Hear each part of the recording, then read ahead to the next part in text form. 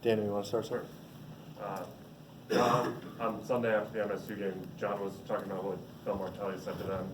They said that Phil asked them if they were shooting the ball, trusting that it would go in, versus shooting it to kind of shoot it. Is that something that you've maybe noticed, or is that something you've discussed as a staff? We just want our guys, when they have an open shot, just shoot it with confidence and shoot it, don't hesitate. If you're open, take the shot. If you're not, look to pass it. The third option is drive it. Do you think that's happening less now than it was maybe in November, or have you not noticed a difference? The key is basically just try to give them clarity and keep it simple for them so they don't overthink it. Every player wants to make the right decision with the basketball. They don't want to go out of the offense and feel like they're hunting for their shots or hunting for their points or anything like that. But how our offense is designed, we share the game. So you have an open shot, take it. Coach trusts it. Make a miss, we live with the results. Jonathan? Coach, what do we need to do to find more consistency from Brooks and Julius going into tomorrow and going forward? They're just fine. They'll be all right. They're workers. Their mindset is to figure out, find solutions on how they can, help the team, and they have the right mindset, right attitude. Our film sessions has been some of the best teaching, whether it's individual film sessions or if it's a team film session, which that's some of the best learning there is when it comes to basketball. And those two guys are super positive, and so I trust they will do well for us, and they've done it, throughout the season. And how's the development coming with Austin Davis? Well, Austin has been a big punch for us off the bench. He knows the motto, and he lives by it too. I never have to worry about putting him in and he's not ready.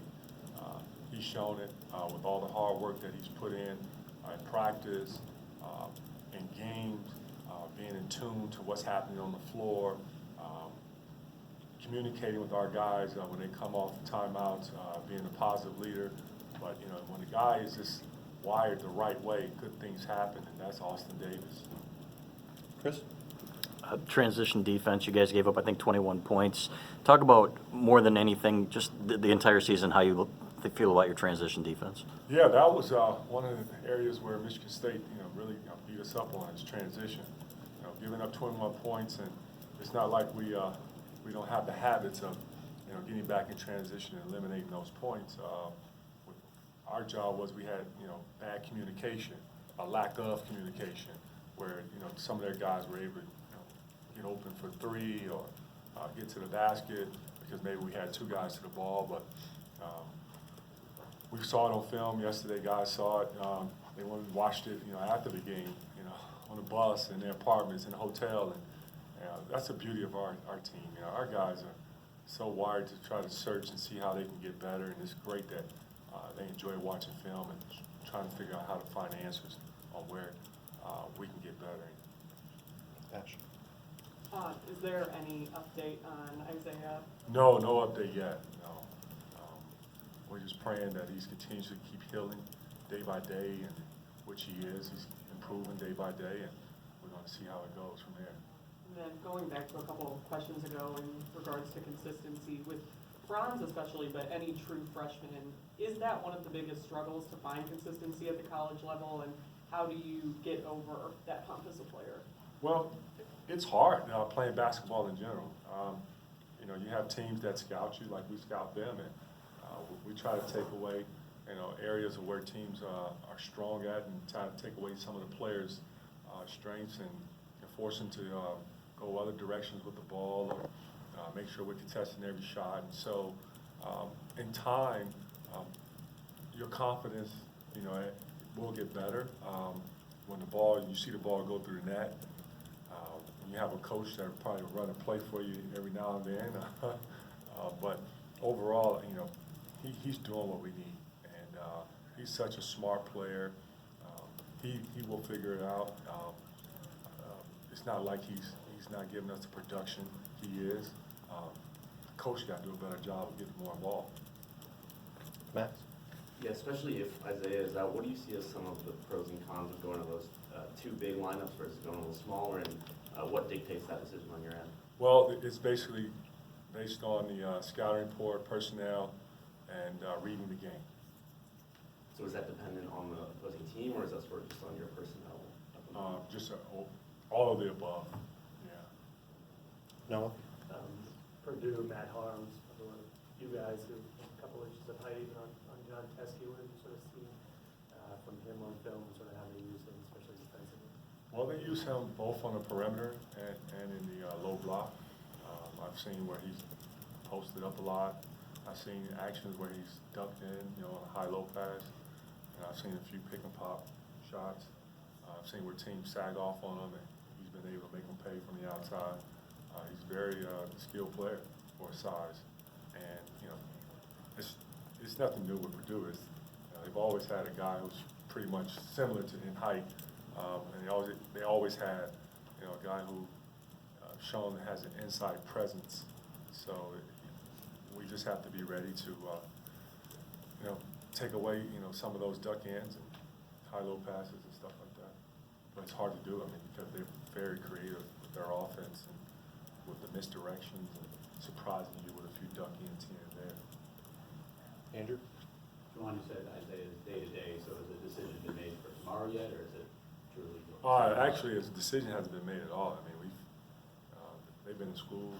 I've been, locked in a lot of film on Purdue and just been focused on that, on how we can get better as a team, writing up the practice plan, having a coaches meeting, sprinkling in a little workout here and there, passing out donuts. It's been a long day. I haven't thought about it.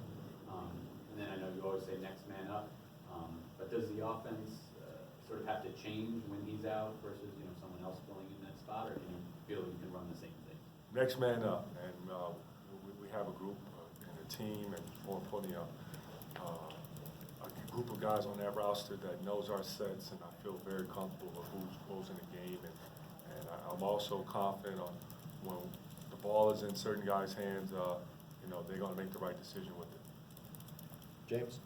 Juwan, it's a small sample size, but through 3 Big Ten games, I think you guys are giving up 83 points on 48% shooting. I guess where can you guys improve on that end of the floor? You said 83 points, 43% shooting? 48% shooting. 48? Yeah, actually, last game was very disappointing to see that, we allowed 54% they shot. And then we eliminated the points in the paint. We beat them in that category. Took care of the basketball, but the transition buckets was critical. So, our defense will improve, and I trust it will. And I guess in your opinion, what separates maybe a good defense from a great defense? Excuse me? What separates a good defense from a great defense? Is there like another level from the? I tell you one thing, when you get a win, that's what that makes you feel like, you know what? You've done something right. Your defense, feel like, it's helped you. When you get a loss, you feel like, okay, well, my defense let me down. That's sort of how we are wired as former player and now head coach. Anybody else? Juwan, how has Cole Badgema, progressed over the last, say, couple weeks in practice? What do you see from him? I've seen some improvement. He's getting better. He's been working hard, and he's in the gym now, getting up shots, and practice hasn't started yet. He continued to work hard in practice, which I know he will. Teammates has been great as far as helping them learn the system. Teammates been also great with helping him just overall build his confidence, be very encouraging. His teammates been great leaders to a freshman, and Cole has bought in, and he's been extremely patient. He's a super competitive guy. Yes, he wants to play like all our guys do. All 15 want to play. He's going to keep improving, and I trust he will. Being a freshman, is that a hurdle to getting more time, kind of just knowing where to be on both ends of the floor, or is there some? Well, you're speaking to a guy who was a freshman back in the day, so I don't know if it's typically where freshmen, they play late or freshmen don't play. I play right away. Jalen played right away. Chris played right away. So that was because I guess Coach felt and trusted that we were ready. We were ready to go. But you definitely have to earn your playing time in practice. Okay, Coach, that's gonna wrap it up. Yep.